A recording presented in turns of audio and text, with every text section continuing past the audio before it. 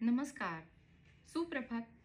आज आपण संजीवनी गाथा ह्या स्वामी स्वरूपानंदांच्या अभंग गाथेतला एक अभंग पाहूया आणि त्याचा अर्थ समजून घ्यायचा प्रयत्न करूया. अभंगाचे बोल आहेत. जन्मोनिया नाही साधिले स्वहित, तयाचे जीवित माती मोल. कासया जन्मला आला तैसा गेला, वाया कष्टविला निज देह. सुखासाठी केला संसाराचा धंदा, भोगिली आपदा नाना परी. स्वामी म्हणे त्यासी कैसे समाधान, अंती नागवण सर्वस्वाची. जीवन म्हणजे काय ह्यावर आपण 3-4 सेशन चिंतन पाहिलं, अभ्यास वेगवेगळ्या दृष्टिकोनातून करायचा प्रयत्न केला. आज ह्या अभंगामध्ये जन्मोनिया नाही साधले स्वहित, हा जो जीव आहे, जो जीवन जगण्यासाठी जन्म घेतो, ज्या जीवाचा जन्म झालेला आहे त्या जीवानी जर स्वहित साधलं नाही तर स्वामी म्हणतायत तयाचे जीवित माती मोल. त्याचं जे जीवन आहे, त्याचं जे जीवित आहे, त्याचं जे जगणं आहे ते माती मोल होऊन जाईल. मग आता हे स्वहित म्हणजे काय हो? स्वहित म्हणजे स्वचं अधिष्ठान काय आहे, स्वचं स्वरूप काय आहे ते जाणून घेणं. आपण नेहमी ज्या सुखाचा शोध घेण्यासाठी धावत राहतो आयुष्यभर, ते जे सुख आहे ते बाहेर कुठं नसून ते शाश्वत सुख, तो शाश्वत आनंद, ती शाश्वत शांती म्हणजेच माझं स्वरूप आहे. जे कधीही ढळणार नाही असं सुख, जी शांती कधीही भंग पावणार नाही असं शांती स्वरूप, हे माझं अधिष्ठान आहे, ते म्हणजे मी आहे. मग हे जे माझं स्वरूप आहे, मी नेमका नक्की कशामुळे सुखी होईन, मी नेमका कशामुळे माझ्या स्वरूपाला प्राप्त होईन, हे शोधण्याचा, हे साधण्याचा जर प्रयत्नच केला नाही तर स्वहित साधलंच जाणार नाही. जन्माला येतो मनुष्य, इतर प्राण्यांसारखा जन्माला येतो, इतर प्राण्यांसारखाच मरतो, पण बाकीच्या इतर सगळ्या ज्या पशु पक्षी ह्या योनी आहेत त्या निसर्गाशी एकरूप होऊन निसर्गासोबत जगतात आणि निसर्ग चक्राप्रमाणे मरण पावतात. पण त्यांना कर्माचा अधिकार नाही, त्यांना मुक्तीची वाट प्रशस्त त्यांच्या त्या जन्मी होत नाही, कारण त्या योनींमध्ये बुद्धी, विचार क्षमता, निर्णय क्षमता त्या योनींमध्ये मिळालेल्या नाहीत. बुद्धीची जी सर्वोच्च पातळी आहे ती मनुष्य देहातच, मनुष्य योनीमध्येच मनुष्याला मिळालेली आहे. मग ह्या बुद्धीचा हे एक्स्ट्रा जे ॲडेड ॲडव्हान्टेज आपल्याला मिळालेला आहे, त्याचा जर आपण फायदा नाही करून घेतला तर हे स्वहित नाहीच साधलं जाणार. जीव जन्माला येतो, आजूबाजूला जे जगत, जी सृष्टी, जे जीवन त्याच्या अनुभवाला येतं त्याप्रमाणे तो अनुभवतो आणि त्याच गोष्टी ज्या त्याला दिसतात, ज्यांची त्याला अनुभूती होते, जे इंद्रिय गम्य आहेत, त्या गोष्टींच्या मागेच धावण्यात त्याचा अख्खा जन्म वाया जातो. आणि हा बाहेर धावण्याच्या प्रयत्नामुळं त्याची अंतरीची जी एक बैठक आहे, आतमध्ये स्वतःच्याच आत स्वतःचा जो शोध आहे तो राहूनच जातो. तो जर राहून गेला तर स्वहित साधलं जाणार नाही.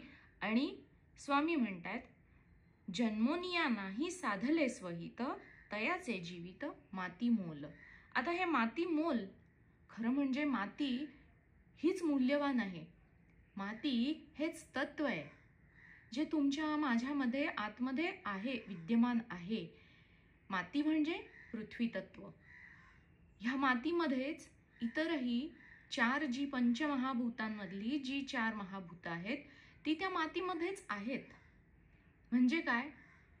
आप, तेज, वायू आणि आकाश ही चारही तत्व माती किंवा पृथ्वी ह्या तत्वामध्ये निहित आहेत. 50% भाग माती आणि उरलेल्या 50% मध्ये ही सगळी तत्व पृथ्वी तत्वात आधीपासून आहेतच. पंचमहाभूतांनी हा आपला देह बनलाय. मातीपासून हा देहाकार, हा घट, देहरूपी घट उत्पन्न झालाय. मृत्यू पावल्यानंतर हा देहरूपी घट पुन्हा मातीमध्ये विलीन होऊन जाणार आहे. पण काही काळासाठी, काही कारणाच्या निमित्ताने हा जो देहाकार ब्रह्म असून त्या जीवाला जो मिळालाय, त्या देहाकारामध्ये येऊन जर हा आकार घेण्याचं जो प्रयोजन आहे, जो हेतू आहे जन्माला येण्याचा, तो जर साधला नाही तर हा घट, हा देहाकार, हा घटाकार आकाराला येऊन सुद्धा जन्म वाया गेला, माती मोल झाला. मातीमध्येच मिसळून जायचंय. माती हेच आपलं तत्व आहे. ज्या तत्वातून आपण उत्पन्न झालेलो आहोत, हा देह पुन्हा त्या 5 तत्वांमध्ये विलीन होऊन जाणार आहे. पण देह हे एक साधन आहे ना. ह्या साधनाचा आपल्याला पुरेपूर उपयोग करून घ्यायचा आहे. नुसतं स्थूलच नाहीये, तर स्थूल आणि सूक्ष्माचा समन्वय झालेला देह हा मनोशरीर यंत्र आहे. जे साधन आपल्याला मिळालंय त्याचा पुरेपूर वापर आपल्याला करून घ्यायला पाहिजे. जे सूक्ष्म आहे ते आहे मन, बुद्धी, विचार, अहंकार. ह्या सगळ्या सूक्ष्म आहेत, जे ह्या देहाच्या माध्यमाने वास्तव्याला आहेत ह्या यंत्रामध्ये. त्यांना योग्य दिशेमध्ये जर कामाला लावलं, त्यांच्याकडून योग्य ते काम जर आपण काढून घेतलं, तर ह्या देहात आकाराला येण्याचं उद्दिष्ट सफल होईल. नाहीतर नाहीच होणार. म्हणून स्वामी म्हणतायत, जन्मोनिया नाही साधिले स्वहित, तयाचे जीवित माती मोल. असं जर आपल्याला आपलं हे जन्माला येणं मातीमोल करायचं नसेल तर स्वहित साधलं पाहिजे. आपण साधक बनून आपल्या जन्माचा हेतू नेमका काय आहे, आपल्या जन्माला येण्यामागं काय कारण होतं. कर्माची बंधनं खूप जास्ती नसतात हो. फार तर एक 3, 4, 5 ह्यापेक्षा जास्ती नाही. अजून काय आपल्याला जीवनामध्ये प्राप्त करायचंय, मला ह्या मायेकडून आणखी कोणत्या अपेक्षा आहेत, हे प्रश्न जेव्हा आपणच आपल्याला आतमध्ये विचारतो तेव्हा त्याची उत्तरं सापडतात.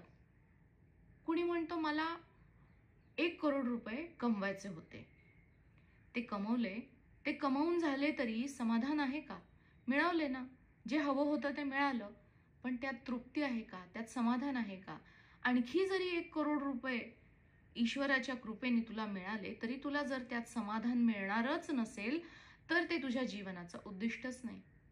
जीवनाचं उद्दिष्ट म्हणजे आल्यानंतर जे कार्य करण्यासाठी आपण जन्म घेतलाय ते कार्य पूर्ण झाल्यानंतर आपल्या जीविताची तृप्ती, आपल्या जन्माला येण्याचं सार्थक झालं असं जेव्हा आतून वाटतं ना, आता मी पूर्ण समाधानी आहे, आता मी पूर्ण तृप्त आहे, आता बस, आता इथून पुढे मला जगण्यासाठी जे असेल ते ईश्वर कृपेनं तो देईलच मला. आता मी जास्ती शोध घेणार नाही, पैशासाठी वणवण करणार नाही, बाहेर भटकणार नाही.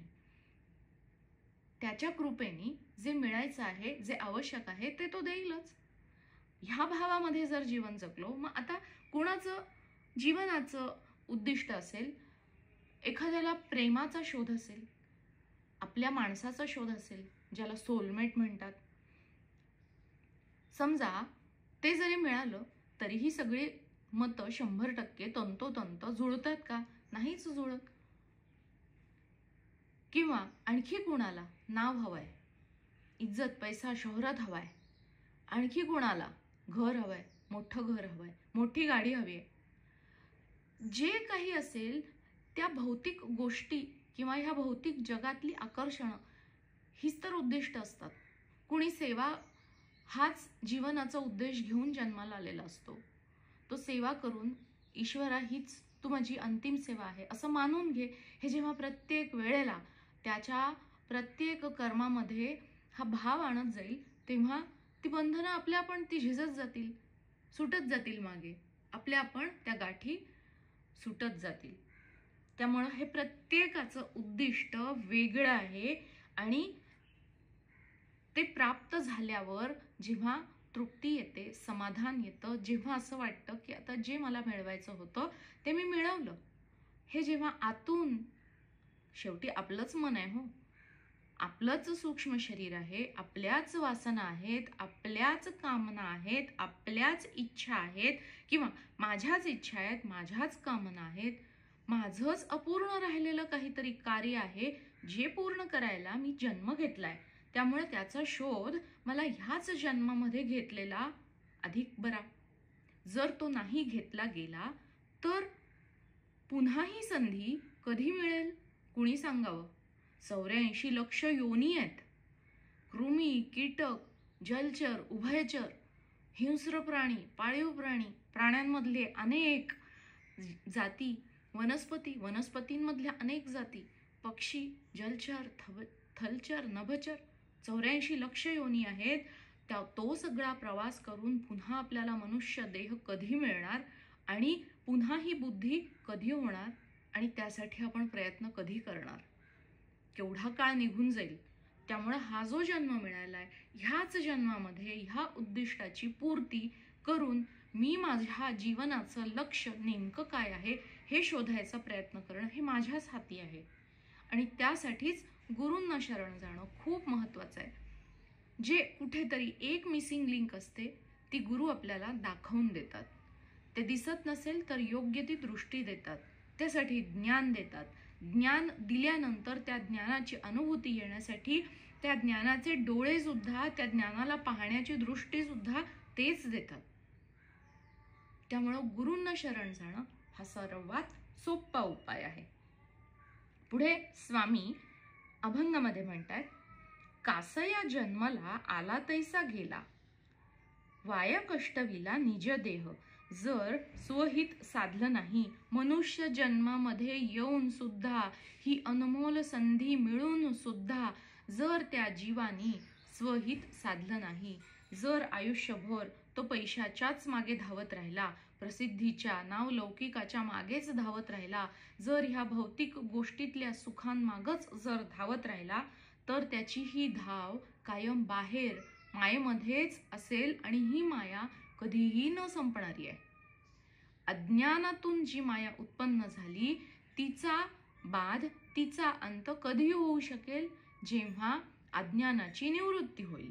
अज्ञान हटलं तरच अज्ञानातून उत्पन्न झालेली माया आहे तिचा निराश होऊ शकेल.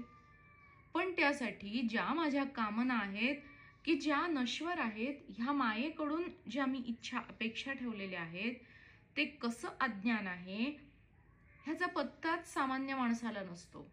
एका धुंदीत एक सामान्य मनुष्य जीवन जगत असतो आणि असे लाखो लोक आपल्या आजूबाजूला आपण पाहतो. प्रत्येकाला दिखावा इथे करायचा आहे. कुणाला पैशाचा, कुणाला प्रसिद्धीचा, कुणाला नावलौकिकाचा, कुणाला विद्वत्तेचा, कुणाला सुंदर दिसण्याचा, कुणाला सुंदर गाण्याचा, कुणाला कला कौशल्याचा. दिखावा आहे किंवा मोह आहे किंवा अधिकची अपेक्षा आहे किंवा द्वैत भाव आहे किंवा स्पर्धा भाव आहे. जिथे इतरांच्या अपेक्षेत कोणती तरी गोष्ट तोलली जाते, अपेक्षा केली जाते, तिथे नश्वरता आहे, तिथे स्थिरता नाही. आणि त्यामुळं जे माझं स्वरूप आहे, जे निरपेक्ष आहे, जे इतर कोणाच्याही अपेक्षेने नाहीच, कारण मी म्हणजे काय? मी म्हणजे आत्मा. आत्मा म्हणजे काय? सद्वस्तू. जी ह्या असत वस्तूंच्या जगातल्या ह्या संसाराच्या माझ्या पसाऱ्यामध्ये जिथे तिथे सगळीकडे पाहावं तिथे मी बोट ठेवीन, तिथे सगळीकडे मला असदच वस्तू दिसत आहेत. पण त्या सगळ्या असद वस्तूंना पाहणारा जो मी आहे, जो द्रष्टा आहे, तो तर सद्वस्तू आहे. मग त्याचा शोध घेण्याची इच्छा मला कधी होईल?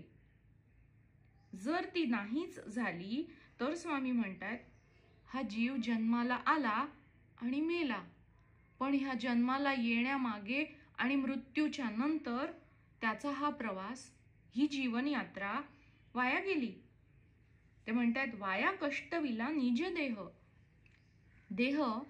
देहाला शरीर म्हणतात क्षीरते इति शरीरः म्हणजे क्षरण होतंय. प्रत्येक क्षणाला ह्या देहाचं क्षरण म्हणजे झीज पावलं जातंय. जसं कुठलंही यंत्र घ्या, अनेक वर्षांनी त्याचे वेगवेगळे जे पार्ट्स असतात ते झिजतात. सतत वापरून त्याचे जे काही चाकांची टोकं असतील किंवा त्याचे अणुकुचीदार हे ते झिजतं. तसं हे शरीर आहे, यंत्र आहे, ते झिजणार आहे. प्रत्येक क्षणाला काळाच्या ओघात पुढे जातंय, गतीमध्ये आहे, गतिशील आहे, ते झिजतंय. कष्ट आहेत. देहाला जिवंत ठेवण्यासाठी कष्ट करावे लागतात. पैसा मिळवावा लागतो. अन्न, वस्त्र, निवारा ह्या मूलभूत गरजा भागवण्यासाठी जे काही मायेमध्ये कष्ट करावे लागतात, त्या कष्टांनीही हा देह झिजतो. पण ते करता करता हे जे साधन आपल्याला मिळालंय, जे देहरूपी साधन आहे, त्या साधनाचा उपयोग बाहेरच्या मायेच्या जगामध्ये जगता जगता जर अंतरीचा जो मूळ उद्देश आहे जन्माला येण्याचा, त्याचा जर शोध घेतला गेला नाही, तर हा अख्खा सगळा जो काही खेळ आहे, जन्माला येणं आणि मरणं, किती कष्टप्रद आहे. जन्माला येणं सुद्धा खूप कष्टदायी आहे. गर्भामध्ये त्या जीवाला अनेक यातना होतात. गर्भातनं बाहेर येताना आईलाही यातना होतात, बाळालाही यातना होतात. आणि मृत्यूच्या समयी एक अज्ञानी जीवाची इतकी तडफड चाललेली असते, कारण तो अज्ञानात आहे. मी म्हणजे देह ह्या समजुतीत तो अख्खा आयुष्य जगलाय. त्यामुळे त्या देहाला सोडताना त्या चैतन्य रूपी आत्म्याला प्रचंड यातना होतात. त्याला जगायचं असतं ह्याच देहामध्ये. कितीही तो जरा जर्जर क्षीण झाला तरी सुद्धा त्याला देह म्हणजेच मी असं वाटत असतं. त्यामुळे ह्या देहातून ते चैतन्य बाहेर पडताना खूप मोठी खटपट, खूप मोठी झटपट, खूप यातना त्या देहालाही होतात. आणि त्या देहाच्या निमित्ताने त्या आत्म्याला त्याचा अनुभव घ्यावा लागतो. इतके सगळे जे कष्ट आहेत जन्माला येण्याच्या आधीपासून मृत्यूच्या क्षणापर्यंत, जे काही दुःख आहे, कष्ट आहेत, यातना आहेत, संकट आहेत, त्या सगळ्यांची अनुभूती हा जीव घेतोय. पण आलाय जन्माला कशाला? सुखाच्या अपेक्षेने, सुखाच्या मिशाने तो जन्म घेतोय. आणि वाट्याला येतंय कणभर सुख आणि मणभर दुःख. मग जे अपेक्षित होतं ते मिळवण्यासाठी त्याला मनभर केवढं तरी डोंगरा एवढं दुःख सहन करावं लागलं. आणि जर हा उद्देश जन्माला येण्यामागचा हेतू जर सफल नाही झाला, तर हे सगळे कष्ट वायाच गेले की हो. असं स्वामी म्हणतायत, कास या जन्माला आला तैसा गेला, वाया कष्टविला निज देह. वाया गेला हा देह, त्याचं जन्माला येणं वाया गेलं आणि मरणही वाया गेलं. जेव्हा ज्ञानातून समजलं जाईल की देह हे साधन आहे, ह्या देहाला पाहणारा मी द्रष्टा आहे आणि देहाशी संबंधित ज्या सगळ्या गोष्टी आहेत, बुद्धी, मन, विचार, अहंकार, ह्या सगळ्यांचा मी द्रष्टा आहे.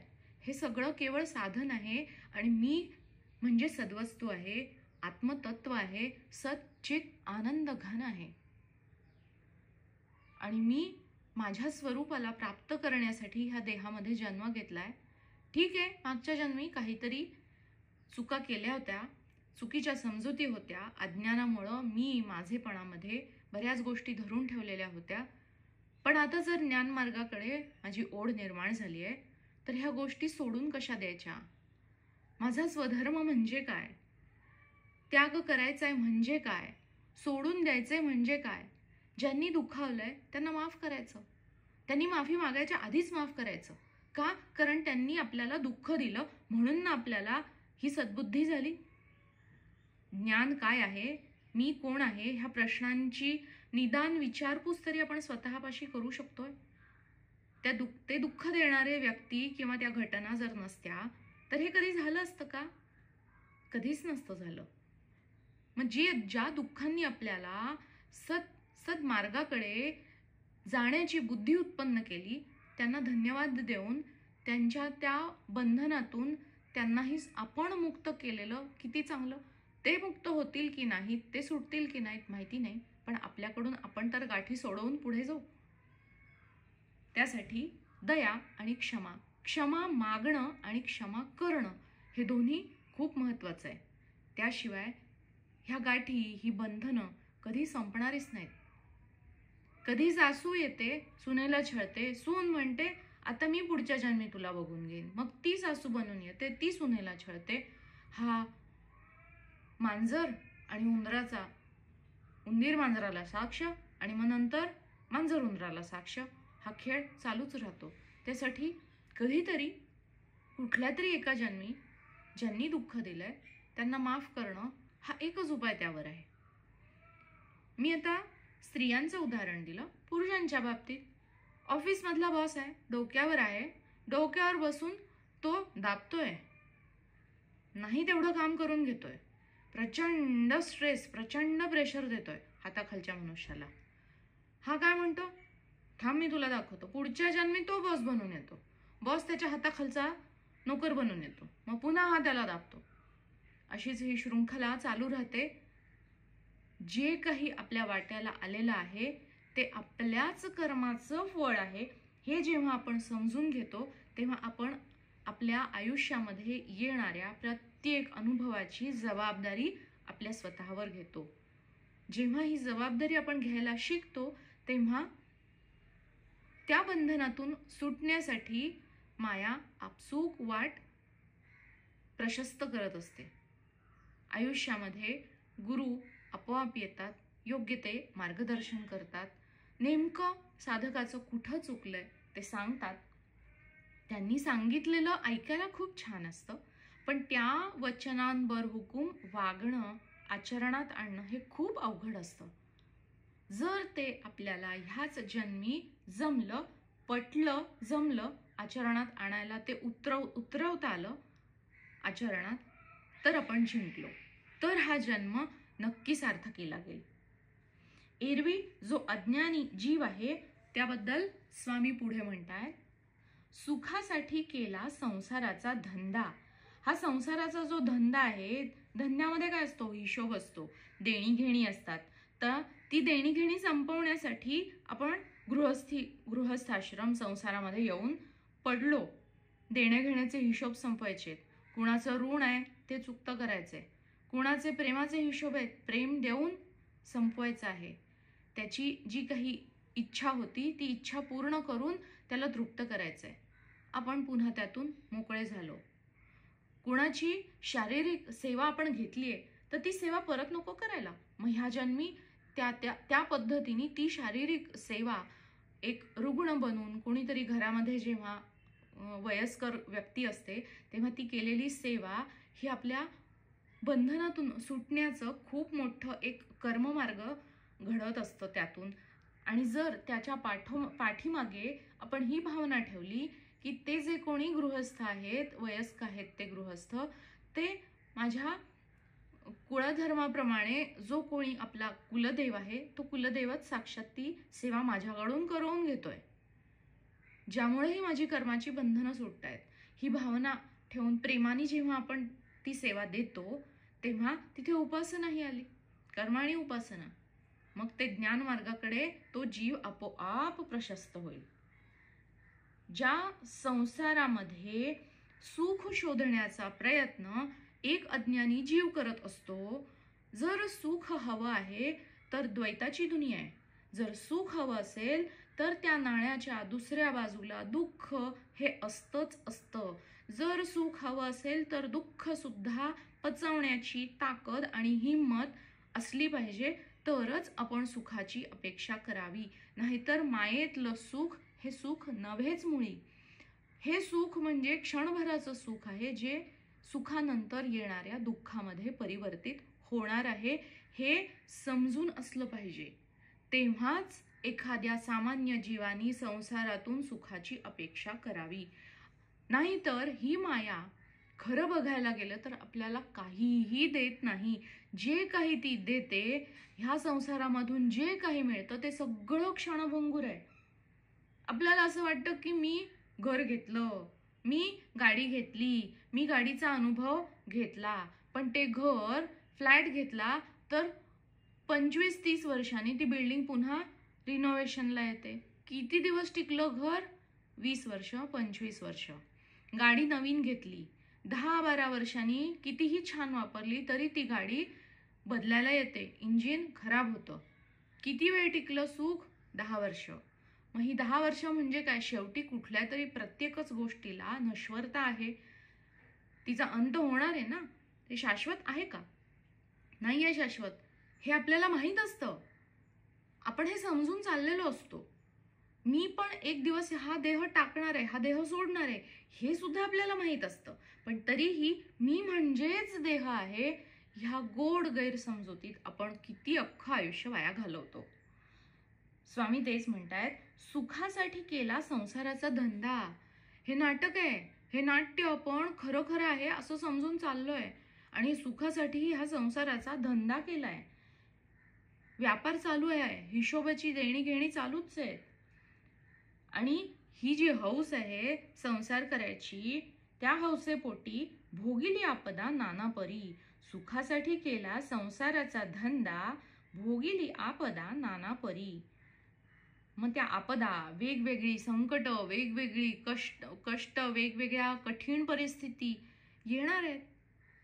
सरळ स्ट्रेट लाईन म्हणजे हृदय बंद पडतं, म्हणजे तिथे मृतवत एक जिवंतपणा नाही.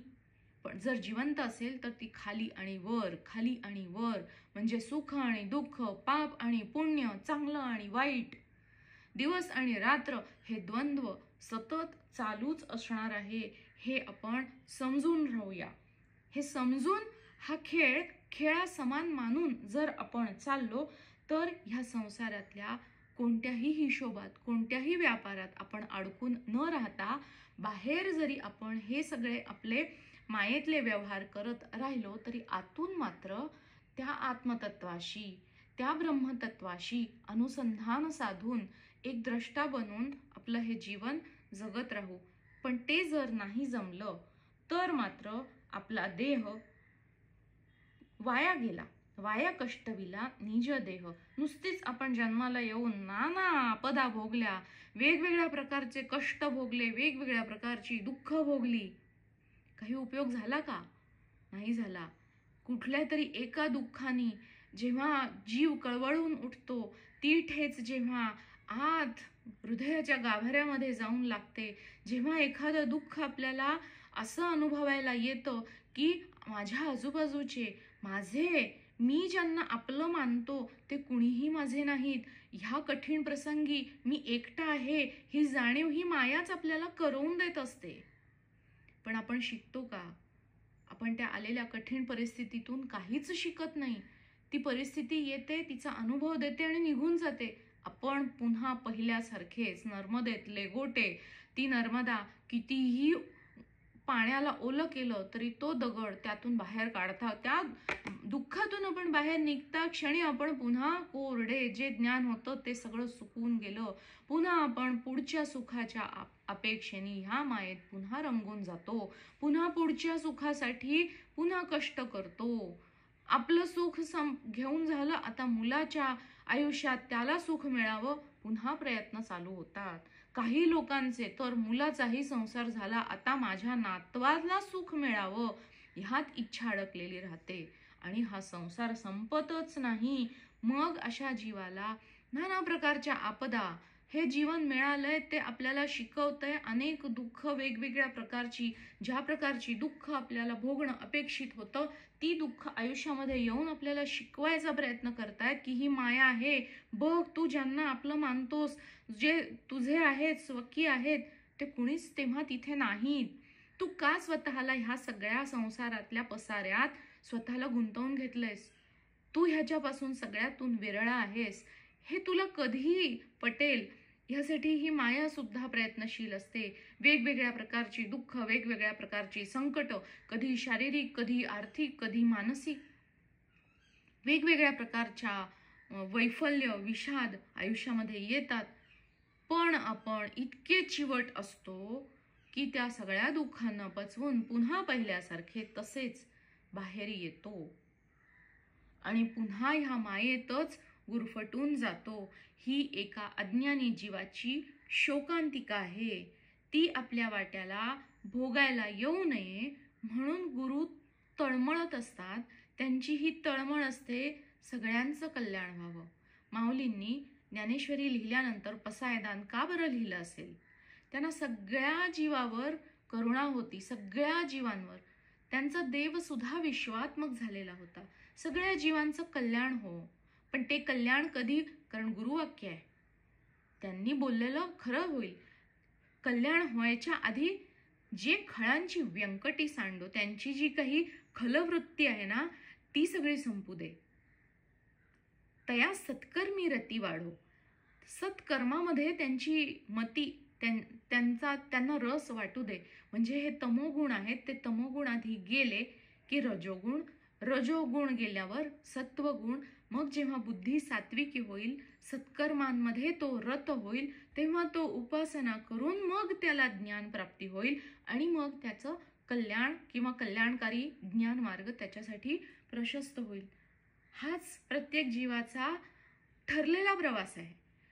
एखाद्याच्या बाबतीत आपल्याला वाटतं, अरे हा तर जन्माला आला आणि लहानपणापासूनच ज्ञान सगळं घेऊनच जन्माला आलाय. अरे हो, तुम्ही मागच्या जन्मी खूप ऐश केली, पण त्यांनी मागच्या जन्मी खूप कष्ट केले, त्यांनी कर्म आणि उपासना मार्ग संपवलाय ना, म्हणून त्याला ह्या जन्मी ज्ञान आणि गुरु त्याच्या बालपणीच मिळालेत. तो त्याचा प्रवास आधीपासून चालू झालाय. तुमचा जर हा प्रवास ह्या जन्मी चालू झालेला आहे तर हरकत नाही. शुभस्य शीघ्रम. ज्या क्षणी इच्छा होईल ह्या सद्मार्गाकडे जाण्याची, तोच स्वर्ण क्षण आहे. तेच जीवनाचं उद्दिष्ट साधण्याचा तोच अनमोल क्षण आहे. ज्या क्षणी स्वतःला शोधण्याचं, स्वस्वरूप जाणण्याचं जी एक तळमळ आहे, जी पिपास आहे, ती जागी होणं आणि योग्य गुरु प्राप्त होणं, ते जर ह्या क्षणी झालंय तर बेटर लेट दॅन नेव्हर. इंग्लिशमध्ये म्हण आहे ना, किंवा हिंदीत म्हणतात देर आहे दुरुस्त आहे. उशीर झाला तरी हरकत नाही. अजून वेळ गेलेली नाही. अजून आपल्या हातात वेळ आहे. आपलं जीवन अस्तित्वात आपण आहोत आणि आपल्या हातामध्ये अजून काही जीवनाचा काळ आहे. त्यात स्वतःला बदलण्याचा अजून एक चान्स, एक अजून संधी आपल्याला ही नियती गुरूंच्या मार्गदर्शनाखाली प्रदान करते. आपण त्याचा नीट उपयोग करून घेऊया. योग्य दिशेत, योग्य ऊर्ध्व दिशेमध्ये ती सद्गती मिळण्यासाठी प्रत्येकाला हा मार्ग प्रशस्त व्हावा, हीच आपण आपापल्या गुरूंच्या चरणी प्रार्थना करूया. आता हा शेवटचं जे कडवं आहे त्यात म्हणतायत स्वामी म्हणे त्यासी कैसे समाधान. ज्याला असं वाटतंय की हा मायेतलं जे काही आहे, म्हणजे काय, आधी 1 BHK होता, मग तो दुःखी होता, मग त्याने 2 BHK घेतला. हा आता ठीक आहे, पण काही दिवसांनी कळलं की आता तर नवीन ट्रेंड आलाय 3 BHK घ्यायचं. मग त्यांनी 3 BHK घेतला. तोपर्यंत त्याची फॅमिली वाढली. मग फॅमिली वाढली तर त्यांनी 3 BHK होता, अजून एक 2 BHKचा फ्लॅट घेतला त्याच मजल्यावरती. तरीही अजून समाधान नाही. तोपर्यंत तो जराजर झाला, वृद्ध झाला, तरीही आता सुख नाहीच, पुन्हा दुःख. का? मुलं निघून गेली, मुलं गेली परदेशात. आता एवढ्या जागेचं करायचं काय? मेंटेन होईना, त्याचंही दुःख. आम्ही आहोत तोपर्यंत आहोत, मग ती मुलं येतील तरी का? हा जागेचं पुन्हा काय होईल? पुन्हा त्यामध्ये अडकला. कितीही कोणतीही गोष्ट असू दे, आधी एखादी मायेतली गोष्ट नाही म्हणून असमाधान, मग मिळाल्यानंतर अधिकची हाव म्हणून असमाधान. जर त्याच्याही पेक्षा अधिक स्वकष्टाने त्याने मिळवलं तर आता हे मला मिळालंय, तरीही ती हाव संपतच नाही, इच्छा संपतच नाही, समाधान त्याचं होतच नाही. त्याच्याहून सुद्धा जे त्या स्वतः तो मिळवण्याला पात्र नाही, तरीही नियतीने जर ते दान त्याला दिलं आणि ते त्याच्या कपॅसिटी, क्षमतेपेक्षा त्याला जास्ती मिळालं, तर पुढे दुःखच पदरी येतं आणि ज्याची कधी अपेक्षा केली नव्हती असं दुःख त्याला वाटायला येतं. त्यामुळं ह्या संसारामध्ये अजिबात राम नाही, कारण हा संसार मुळी अस्तित्वातच नाही, हा दृष्टीचा भ्रम आहे. त्यामुळं जो ह्या संसारातून स्वतःचं मन काढून घेईल आणि हे मन कल्याणासाठी आत्मचिंतनात, मग तो ईश्वर प्रत्येकाच्या श्रद्धेमध्ये आहे, आपल्या ईश्वराच्या स्मरणामध्ये जो लावेल त्यालाच खरं समाधान लाभेल. मग तो 1 BHK चा 2 BHK झाला तरी उत्तम आहे, नाहीतर राहायला तर छत आहे ना डोक्यावर. त्यान अनंत ठेविले तैसेची राहावे, चित्ती असू द्यावे समाधान. स्वामी म्हणतात त्यासी कैसे समाधान, अंती नागवण सर्वस्वाची. सर्वस्वाची नागवण म्हणजे काय? हे सर्वस्व जे अज्ञानी जीव स्वतःला मी मी मी माझं माझं म्हणतोय, ते मी कोण? मी म्हणजे शिक्षक आहे का? नाही. मी म्हणजे आई वडील आहे का? नाही. मी म्हणजे काय कोणी कलाकार आहे का, किंवा काय लेखक आहे का, गायक आहे का? नाही. ह्या सगळ्या उपाध्या आहेत. आणि माझं म्हणजे काय? माझे कुटुंबीय, माझे मित्र, माझा परिवार, माझ्या वस्तू, माझे घर, माझी गाडी, हे माझं आहे का? नाही. मी ते माझं समजतोय. जो जीव जन्माला आला त्याचा मृत्यू झाल्यानंतर हे माझं माझं जे तो म्हणतोय ते इथेच राहणार, आणि हा देह सुद्धा इथेच राहणार, आणि तो अनंताच्या यात्रेला पुढे त्याचा प्रवास चालू होईल. मग त्याच्या सर्वस्वाची नागवण झाली की नाही? जे तो स्वतःला सर्वस्व मानत होता ना, ती नाती ना त्या उपाध्या, काहीच तर त्याचं नाहीये. त्याचं सर्वस्व इथेच सुटून जाणार आहे. येताना मनुष्य काही आणत नाही, आणि जाताना नेण्याची काही सोय नाहीये. जर सोबत काही नेता येतच असेल तर ज्ञान, हे ज्ञान जे आहे ना, जे स्वचं ज्ञान आहे, जे स्वस्वरूपाचं जे त्यांनी ज्ञान घेतलंय, ब्रह्मज्ञान जे आहे ना, जे स्वच्या शोधासाठी त्यांनी केलेले जे प्रयत्न आहेत, जी आध्यात्मिक साधना आहे, ती मात्र त्याला पुढच्या जन्मी कामाला येते. केवळ तेवढं एक जी सद्वस्तू आहे, ती सत्मार्गाकडे नेणारं जे काही आहे तेच त्याच्या सोबत जातं. सूक्ष्म शरीर बनून त्याच्या यात्रेत ते घेऊन जातो तो. बाकी त्याला काहीही नेता येत नाही.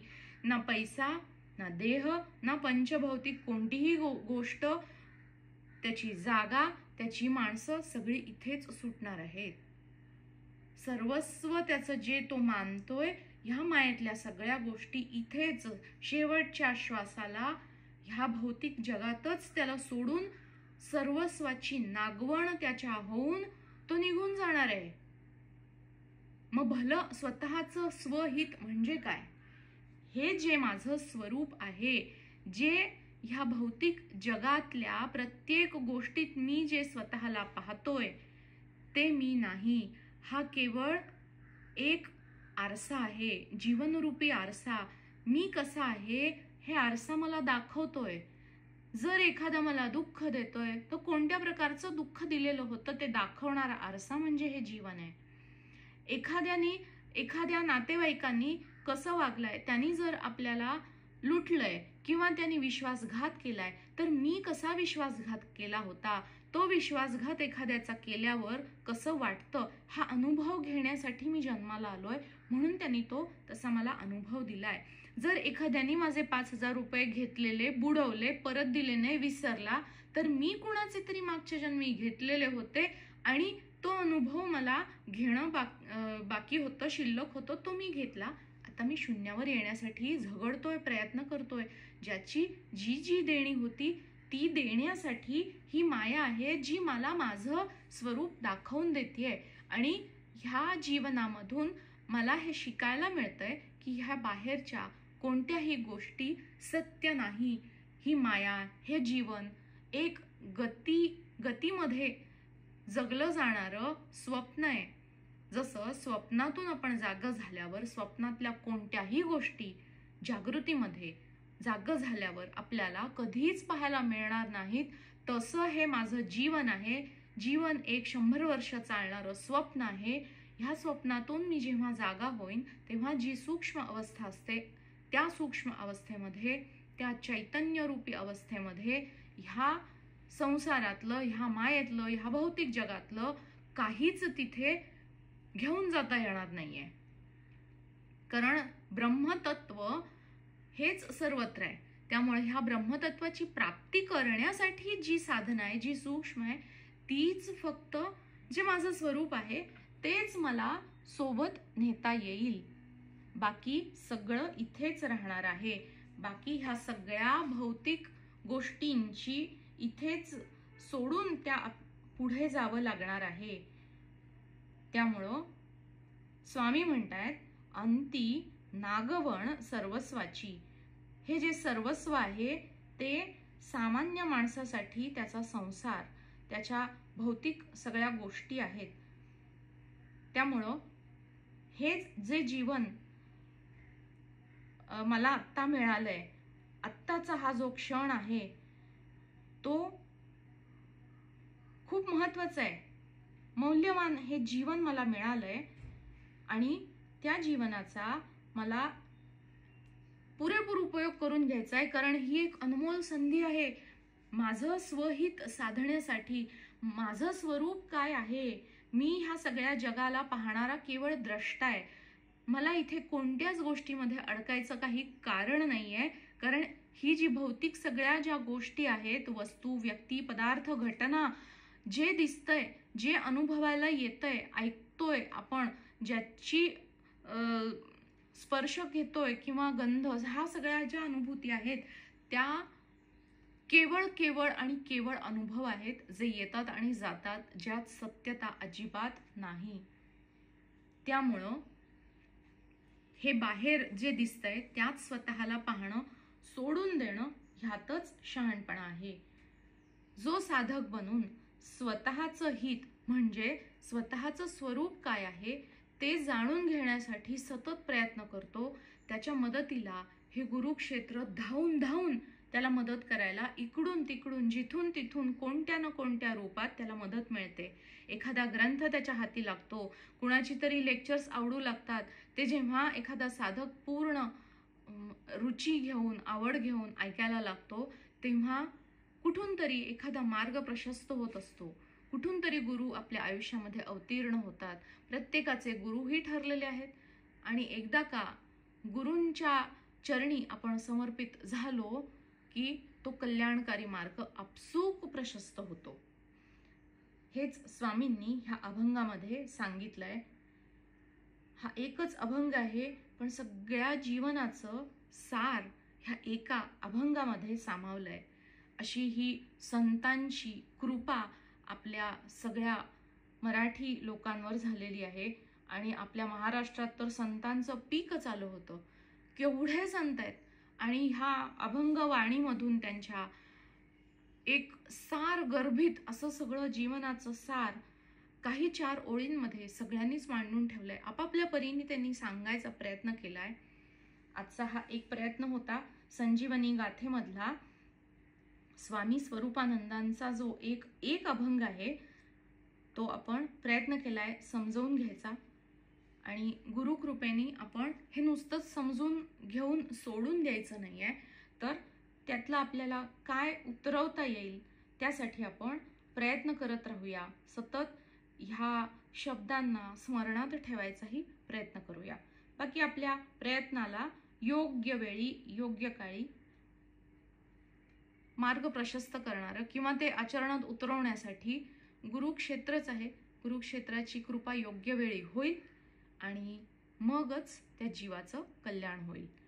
सगळ्यांच्याच जीविताच्या कल्याणासाठी आपण सगळेच प्रार्थना करूया आणि पुन्हा भेटूया पुढच्या सत्संगामध्ये. तोपर्यंत सर्वांना शुभ दिवस. नमस्कार.